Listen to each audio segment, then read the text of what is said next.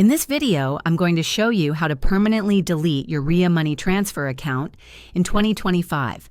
If you're no longer using the service or want to close your account for any reason, this guide will help you do it the right way.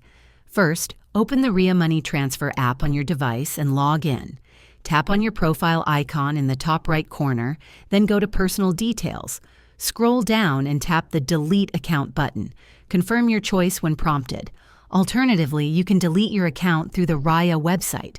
Visit the site and click on the chat icon in the bottom right corner to start a conversation with customer support. Request account deletion, and they'll assist you with the process. Please note that deleting your digital account will also remove your Ria Store account. If you wish to send money in person at a Ria location after deletion, you'll need to open a new store account. If this video helped you delete your Ria Money Transfer account, please like and subscribe for more helpful tutorials. Thanks for watching.